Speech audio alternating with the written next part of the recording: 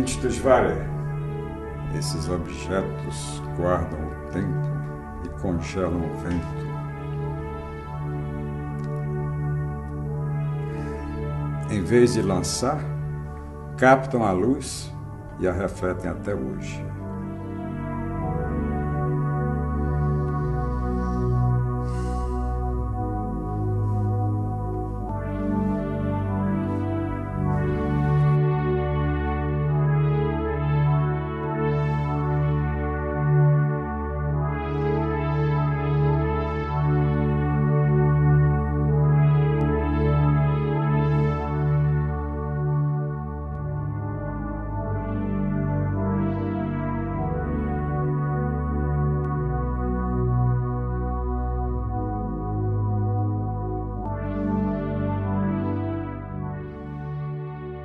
A história da vida do meu pai foi muito marcante na nossa vida. A partir de um determinado momento, eles mantinham muito essa cultura oral, né? Passando, contando a história para a gente. E eu ficava muito impressionado, porque era quase que um filme, né? A história do genocídio, né? Meu pai viveu aquilo com 5, 6 anos de idade. Ele e um irmão, que foram os únicos 2 sobreviventes de toda a família, né, que era meu avô, minha avó e outros 3 irmãos, foram assassinados. E eles 2 sobreviveram. Chegou a ficar na fila do campo de concentração lá para ir na fila com o pai, com a mãe e com os irmãos, todos indo para a morte.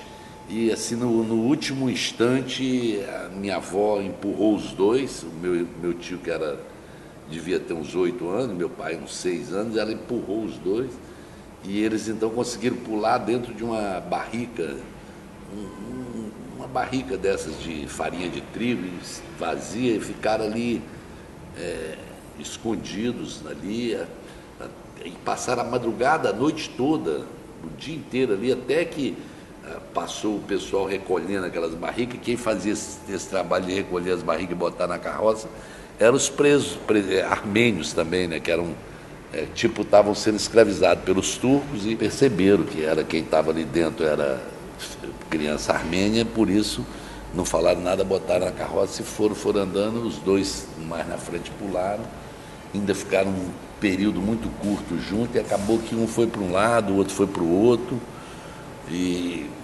seguiram caminhos diferentes. Vou remontar uma coisa que eu ouvi da minha mãe, que na época do massacre lá, do genocídio, como meu pai e meu tio escaparam, porque estavam mandando matar os filhos homens, né?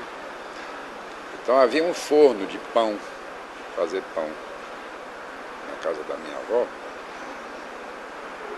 E quando ela soube que os guardas vinham, ela já tinha começado a acender o fogo para fazer o pão. Depois ela enfiou meu tio e meu pai lá dentro. Já estava no início, botou no lado oposto, tampou. Aí chegaram lá e viram a fumaça saindo, procuraram, não tinha, foram embora. E assim eles escaparam de morrer.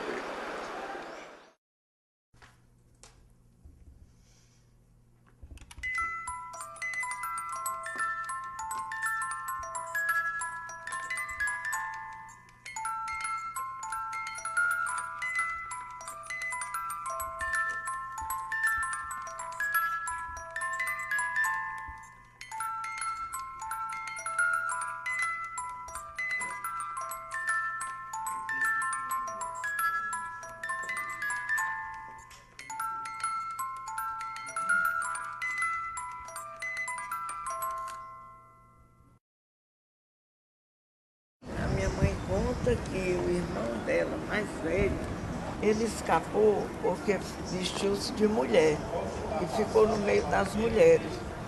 Por isso que ele escapou. Então, naquela época, eles pegavam aquelas senhoras que estavam gestantes, por perversidade, eles matavam aquelas que estavam grávidas. Amarravam no poste, abriam a barriga e tiravam a criança na frente da família. Ela disse que o braço do meu avô, que era do pai dela, tinha um cachorro. E levaram, mataram. Primeiro mataram os homens, depois os rapazes, foram matando assim. E ela conheceu porque o cachorro trouxe o braço do meu avô, por causa da camisa também, ela conheceu. Eu lembro que o papai sempre contava com muita tristeza como o pai dele desapareceu. Ele foi retirado da família e nunca mais voltou. Então, depois de algum tempo, ficaram sabendo que ele foi decapitado. E meu pai nunca esqueceu a morte do pai dele e sempre contava para nós. Contou também que a vovó, a mãe dele, com os filhos, tiveram que caminhar no deserto de Derzor. Os turcos mandavam as mulheres, as crianças e os velhinhos para irem morrendo na peregrinação pelo deserto.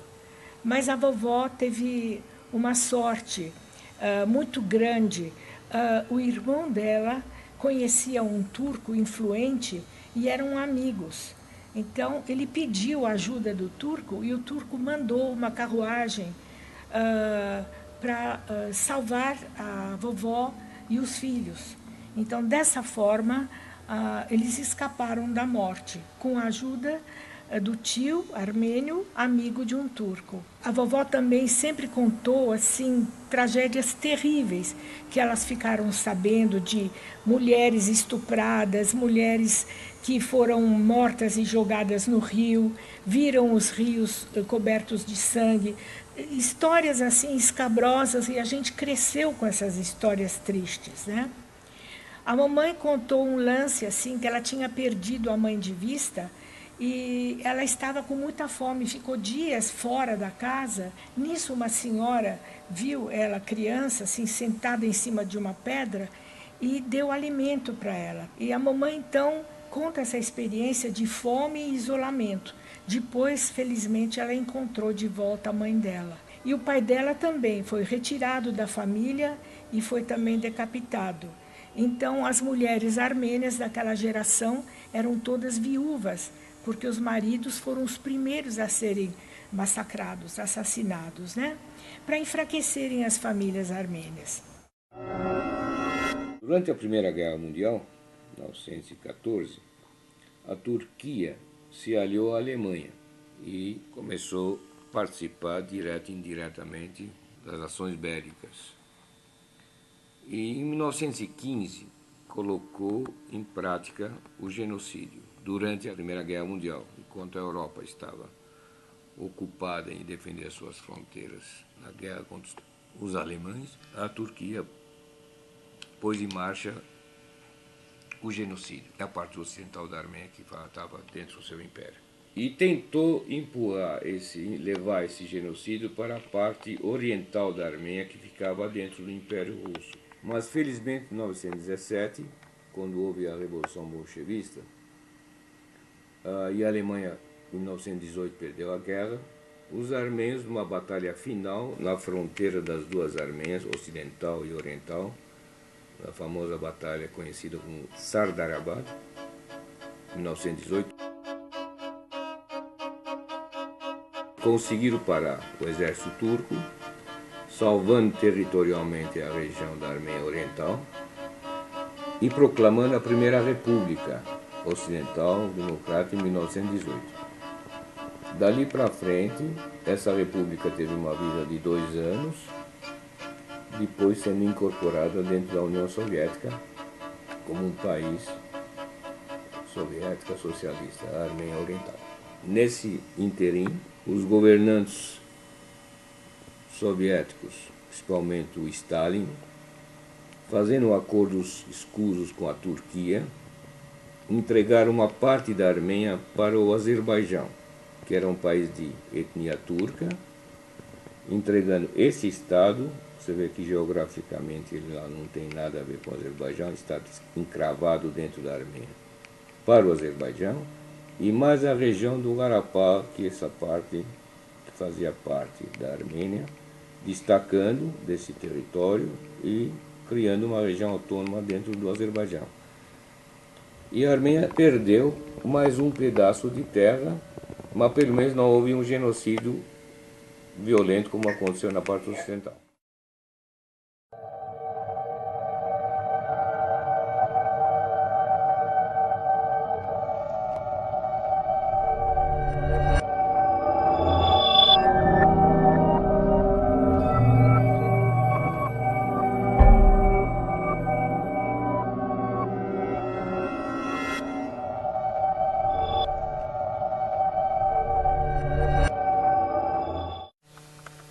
nós viemos para cá, porque o irmão do meu marido já estava aqui, um tio dele estava aqui e fez a chamada.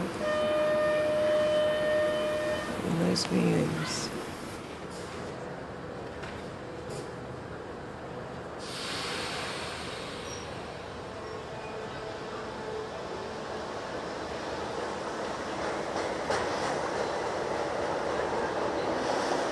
Aí, para mim foi muito difícil, porque era muito nova e tinha que atravessar uma vida muito difícil, longe de meus pais. A noite inteira eu chorava, queria voltar, mas meu marido disse que não. Como a família dele estava aqui, ele disse que vai ter que ficar aqui. E nós ficamos aí. Ficamos no Ceará até 1950.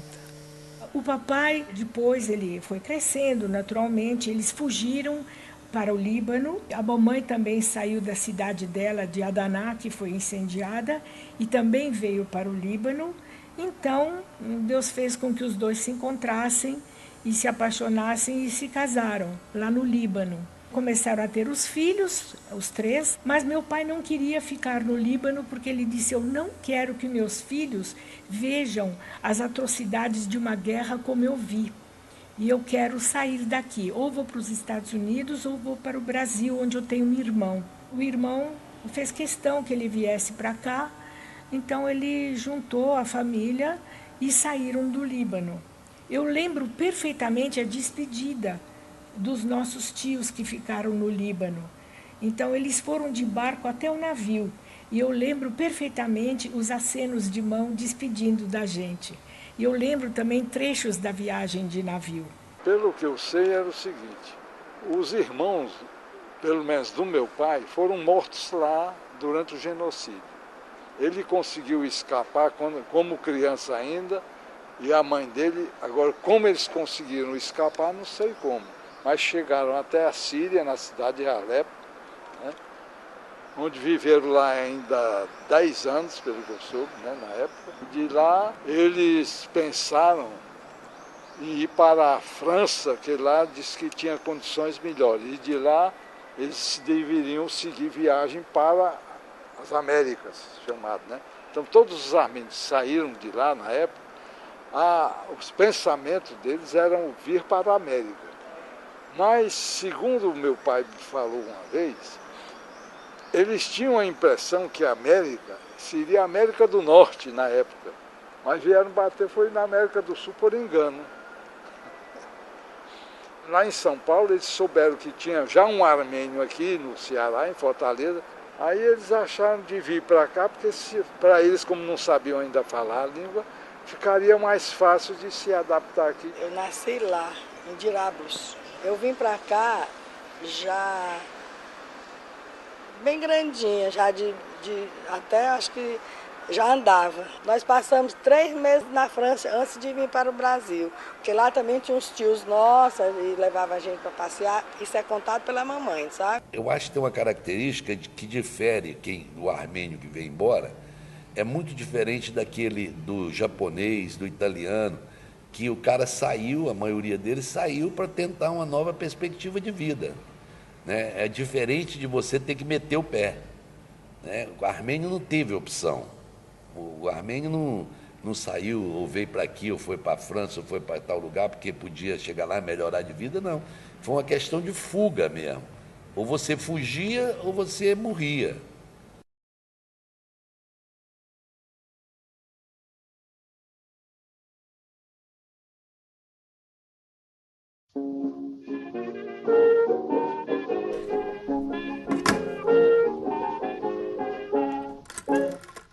Chefe da folia pelo telefone manda me avisar que com alegria não se questione para se brincar. Ai, ai, ai, é deixar mágoas pra trás, oh rapaz. Ai, ai, ai, fica triste se é capaz de esperar. Por que Brasil? Porque uma das irmãs do meu pai, que por sua vez tinha escapado do genocídio, por razões da família se reencontrar, escolhemos o Brasil. O meu pai escolheu o Brasil, embora outros irmãos que tinham escapado deles tinham parado em outros países, nos Estados Unidos, na própria Armênia. Mas nós viemos para o Brasil em 1963 e dali para frente eu desenvolvi minha vida aqui. Hoje eu sou um cidadão brasileiro, tenho filhos brasileiros, mas nunca deixo de me interessar pela história, a origem da minha família. Então, faço parte daquele grupo de imigrantes no Brasil que veio por motivos de sobrevivência e não por procurar a América. Pela estupidez que tinha, né? A estupidez levada pelo poder, pela vontade de dominar, e foram conseguindo, tanto que o Império Otomano foi um império poderosíssimo e eles foram fechando o cerco e que houve um embate. E esse embate vinha por convicções religiosas, inclusive, por ser um povo cristão. Foi uma opção, os armênios se tornaram cristãos.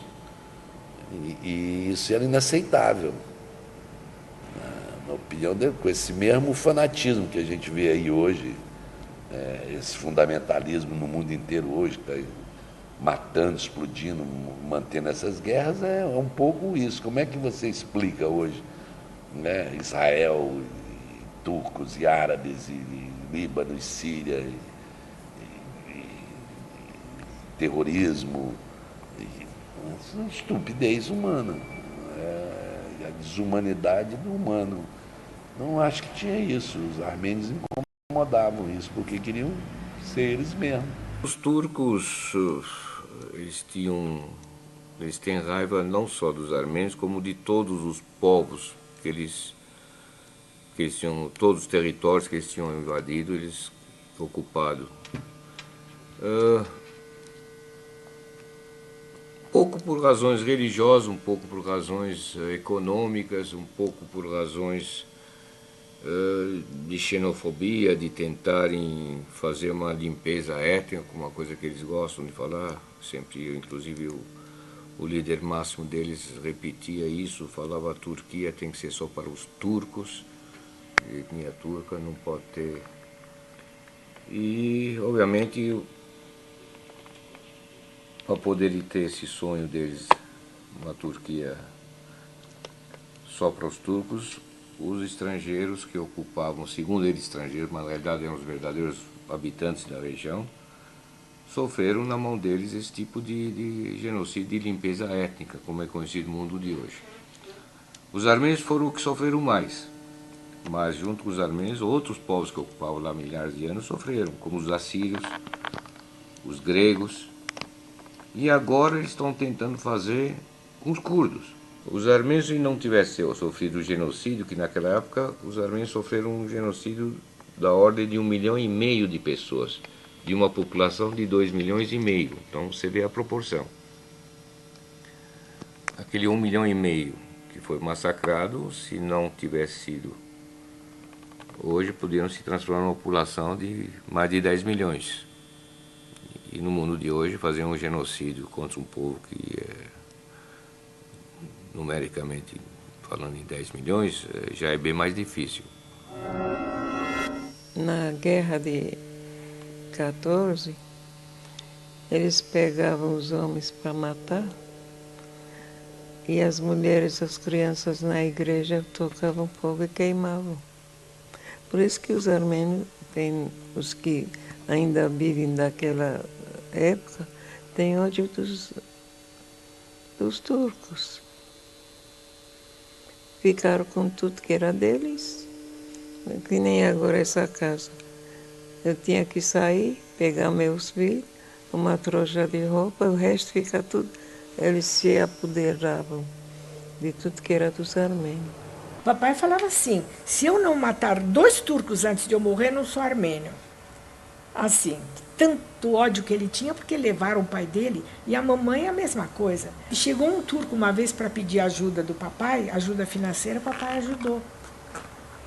Então, quer dizer, você vê, ele perdoou naquele instante. Variou muito de armênio para armênio, digamos, os órfãos de genocídio, né? Então isso dependeu muito do gênio de cada um. O meu pai nunca incutiu ódio nos filhos, em relação a nada, nem a turco, nem a nada. O que ele sempre pautava era respeito ao próximo. Por quê? Já passou, já aconteceu. O próprio turco de hoje, da minha geração, não tem nada a ver com o que o pai dele possa ter feito, ou o avô dele possa ter feito. Então, papai nunca passou e nunca incutiu ódio pelo turco. Turco, tá bom, a gente sabe, tal, tem aquela reserva, mas no fim chega até a ser um preconceito, né? Eu não sei, eu também não alimento esse tipo de coisa não, sabe? Eu acho que o ódio faz mal a quem tem dentro de si. A quem carrega ódio é quem mais sofre, quem mais se prejudica. Então papai nunca foi esse tipo de pessoa, e mamãe muito menos. Né? Enfim, mas outros já não tinham esse comportamento, né? Acho que o próprio irmão do papai, meu tio, Safé, ele já tinha uma coisa mais acirrada. Né? Isso variava muito de cada um. Né? Eu tento, veja bem, eu tento não ter ódio desses que fizeram tais coisas. Mas, no fundo, você fica realmente pasma do que eles fizeram com o povo armênio. Então, um pouco dessa história, os nossos avós nos contaram. E as barbaridades que fizeram foram realmente coisas assim incríveis. E a gente fica, sei lá, não querendo ter ódio de tudo isso, mas mesmo assim ainda ter amor, porque são pessoas, os que agora estão vivos, já não tem culpa do que aconteceu no passado. Ele sempre nos deu, né, por uma característica dele, foi sempre um homem humanista, com ideias socialistas, comunista que foi. Ele sempre nos alertava para que a gente não guardasse sentimento de vingança, que é uma característica dos armênios, de saber que isso, que vingar, que tentar resolver isso com mais violência, que seria uma luta que não teria fim. E que, então, a nossa obrigação, ele sempre dizia, a obrigação do verdadeiro armênio é lutar, aonde estiver, em qualquer lugar do mundo, lutar para que esse tipo de coisa não aconteça com outras pessoas, porque depois de menos de 30 anos depois da matança dos armênios, 30 e poucos anos, veio a matança dos judeus. A história dos armênios continua sem solução, principalmente do genocídio, porque a própria Turquia, país genocida que praticou, continua insistindo em não reconhecer perante o mundo ocidental, mesmo tendo diversos países do mundo, 18 países hoje em dia, que reconhecem o genocídio oficialmente e estão tentando realmente fazer com que a Turquia reconheça. Porque se ao menos eles reconhecessem o que praticaram, a gente até que perdoava. Aconteceu, a gente perdoava, mas eles não querem reconhecer. Aí está a crueldade. A educação é a coisa mais importante do mundo, a cultura é a coisa mais importante do mundo. Mas lá com essa perspectiva de uma nação milenar, é que você percebe que não é uma teoria, não é um negócio da boca para fora. É fundamental mesmo você preservar a sua cultura, você preservar a sua língua, você preservar seu alfabeto, as coisas importantes, essa cultura oral, você contar a história, né? Porque senão você fica aí como a gente vive hoje, uma multidão assim solta, sem saber de onde veio, quem são, quem é você, e tudo isso só vai complicando cada vez mais ainda. O meu nome armênio, Sirvart der Hovanessian. Sirvart. Sir é gostar, Vart é rosa. Então, como quiseram traduzir assim esse nome, aí botaram meu nome de Rosinha. As crianças que são muito bem educadas, muito bem conduzidas. Então eu vejo as professoras com aquele grupo enorme de crianças levando para ver pontos históricos, museus, explicando as histórias infantis de certos escritores. Muito bonito. Apenas um olhar dos pais, nós já sabíamos o que eles queriam, mesmo, vou dizer, até em namoro, era muito, não tinha essa coisa de ficar namorando no portão de casa, aqueles costumes que realmente os armênios tinham, né? E eles preservavam isso, e muito. O armênio, espalhado pelo mundo, obviamente, ele é muito versátil, ele se adapta com a alimentação, o local e tudo mais, mas gosta de manter os seus costumes alimentares. Isso é uma coisa muito, muito forte nas famílias armênias. Eu, na minha família, por exemplo, eu aprendi a gostar da culinária, os pratos, os sabores, afinal, quem que não gosta dos pratos feitos pela própria mãe? E ainda por cima com características regionais do nosso país, com temperos. É uma coisa que o armênio carrega com ele, esse comportamento, né? Alguém falou para mim assim, eu não sei para que armênio faz festa, pô. Quando ele se reúne, começa a beber e cantar, daí a pouco tá tudo chorando, se abraçando, mas tudo chorando. Mas é um pouco isso, é uma coisa muito linda, né? Talvez eu não conheço, né, ninguém que conviva tanto com essa dialética perfeita, né, assim, profunda, que é ser feliz sendo absolutamente triste e ser triste sendo absolutamente feliz. O armênio, dentro dele, ele está sempre comemorando a vida, mas sem hora nenhuma perder a consciência da morte. O armênio tem uma série de características, não vou me referir ao físico, não, de comportamento. O armênio é um povo muito trabalhador por natureza, muito criativo, muito empreendedor e, ao mesmo tempo, um povo muito sentimental e muito solidário, não só com seus próprios concidadãos, como com qualquer... O armênio é um povo alegre, na hora alegre, triste na hora que precisar, mas muito solidário. Tanto é que essa característica, acredito que tenha dado vida aos armênios da diáspora. O armênio é um povo muito solidário. Então é uma característica mesmo, a solidariedade. A partir daí, então, eles mutuamente se ajudam, se socorrem, entendeu? E mais ainda quando chegaram aqui numa condição adversa, né? De terra estranha, alimentação estranha, costumes estranhos, idioma estranho, tudo. Então mais ainda eles se congregavam. Mas independente disso, qualquer lugar do mundo, onde você esteja, que tiver outro armênio, ele é solidário a você, independente de circunstâncias, né? É natural de quem passou por isso. Eu acho que despertou isso. A gente tem um amor muito grande pelas pessoas e isso se reflete quando a gente vê. Sabe o que eu acho? É que todo armênio se sente órfão. A grande verdade é essa, porque o cara perdeu o avô, perdeu a avó, perdeu o pai, perdeu a mãe, perdeu alguém. Tem dentro de si essa história de que alguém na sua família um dia ficou sozinho no mundo. Então, eu acho que essa é uma sensação de quando a gente vê alguém, é como se você estivesse acolhendo.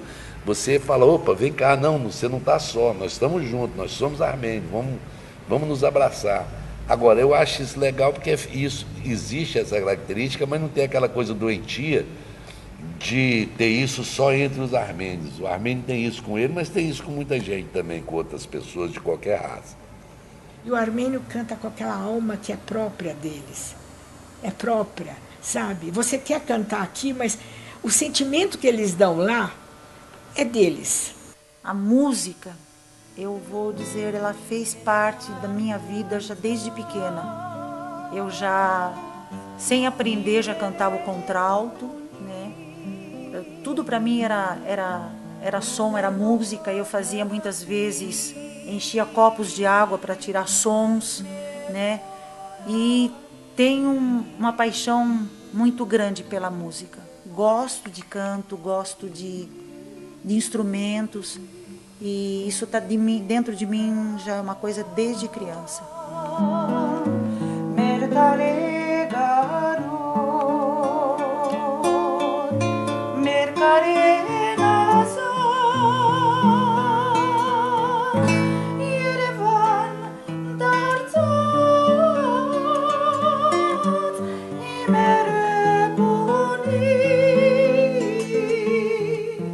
Eu creio que essa relação com a música, com a arte, porque eu sempre fui muito também de fazer teatro na escola, eu recitei muitas poesias, uma vez fui convidada até a recitar num programa armênio, uma poesia, e isso está dentro de mim, já é coisa desde criança.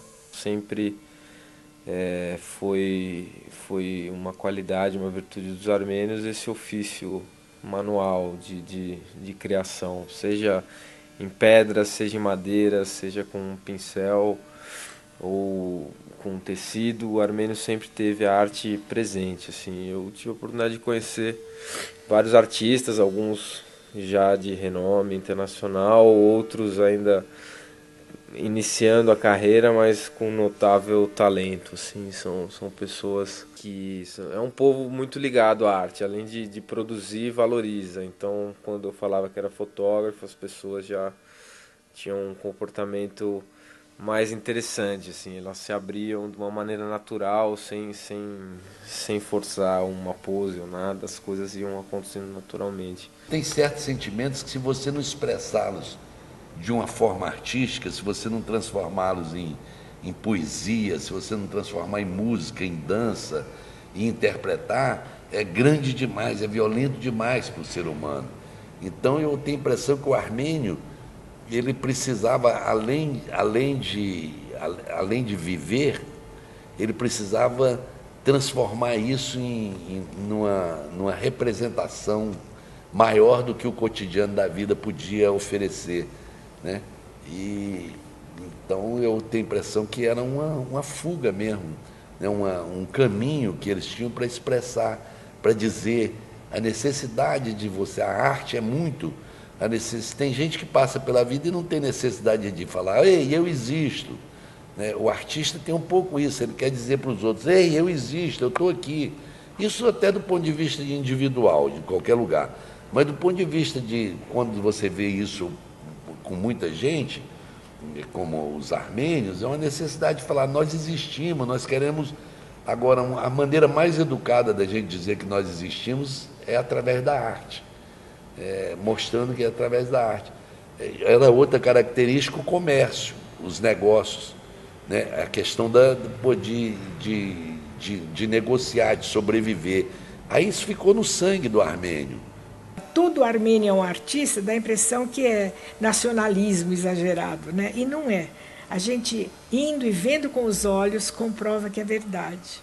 Isso vem de uma coisa um pouco acima, chamada sensibilidade.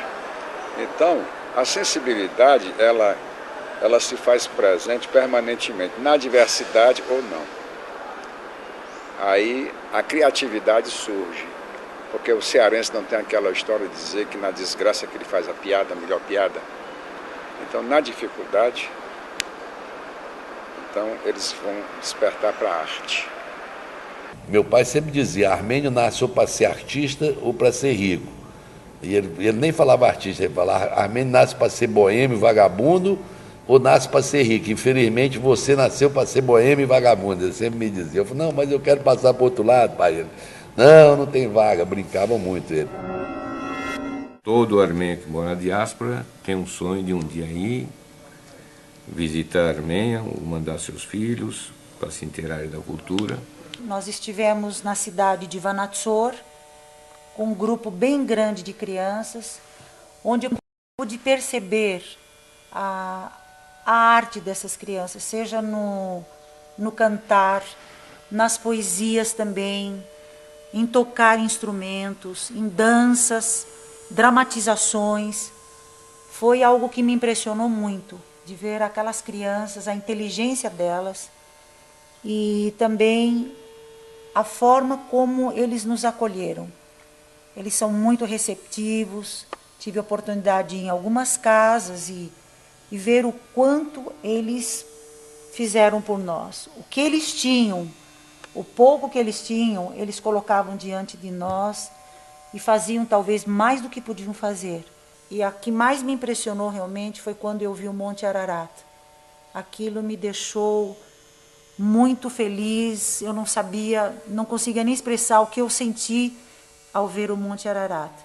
E eu agradeço a Deus por essa experiência que Ele me deu de estar ali com o povo armênio, de estar pisando ali na terra armênia, que muitas vezes eu não acreditava aquilo. E aconteceu um negócio assim que me marcou demais, porque no imaginário da gente, além dessas histórias todas que parecem inverossímeis, a Armênia ainda tinha um negócio da Bíblia, né?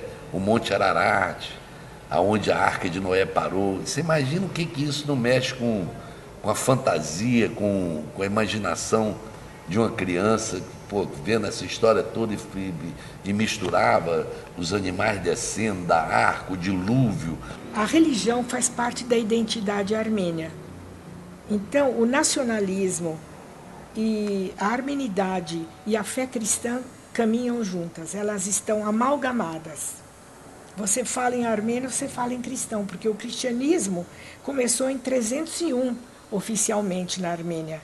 E em Roma foi em 350 e pouco, se não me engano. Foi mais tarde. Tanto é que quando o Papa anterior visitou a Armênia, ele já sabia da anterioridade do início do cristianismo na Armênia.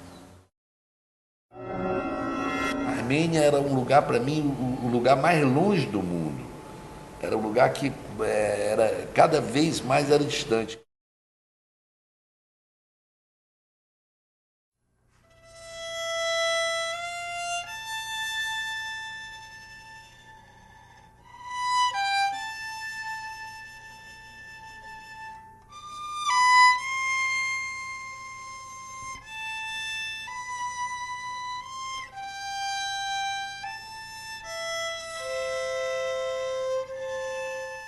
Quando eu concretizei aos 55 anos de idade, eu não conseguia imaginar que aquela coisa que na minha vida toda foi só imaginação, de repente estava sendo concretizada. E aí, com essa recepção, com tudo isso, vendo aquelas caras, a gente não era um diferente. Eu olhava e via 500 pais meus ali, meus tios, os conterrâneos do meu pai, todos os armênios parecidos com aquele narigão que a gente tem, aquele jeito, e aquele povo emotivo, né? A Armênia é muito emotivo, sentimental demais. Meu guia lá, um armênio que trabalha na embaixada do Brasil na Armênia, ele me levou no monumento às vítimas do genocídio. Aí aconteceu lá uma catarse na minha vida, assim, foi uma coisa que eu não vou esquecer jamais. Eu cheguei a um lugar bem no alto, assim, aquele silêncio, aquele negócio, e você chegando, e aí eu entrei, tinha uma coisa no chão, assim, com um fogo aceso, uma música tocando, e eu entrei ali. Quando eu entrei, o que aconteceu comigo era como se eu estivesse indo num enterro. Foi a mesma sensação quando eu fui enterrar meu pai, quando eu fui enterrar minha mãe. Aí eu tive uma crise de choro, mas não era um soluço, não, era um choro de tragédia.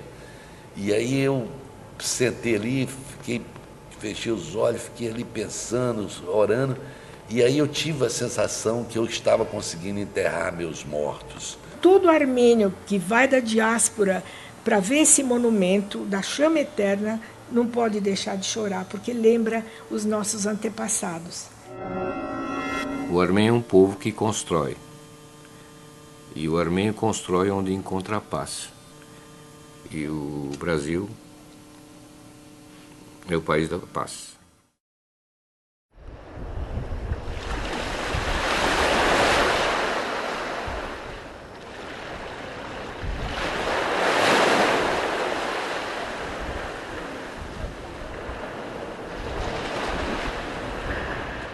por isso que o armênio se desenvolveu, se deu muito bem. E hoje tem uma pequena colônia armênia aqui em São Paulo, Brasil. Eu repito as frases do meu pai, que de vez em quando ele fala, filho, por exemplo, nós estamos aqui no Brasil, e se você quer continuar sendo um bom armênio, primeiro torne-se um bom brasileiro. Você se tornando um bom brasileiro, você vai poder valorizar as duas culturas por igual. Isso é o mais importante.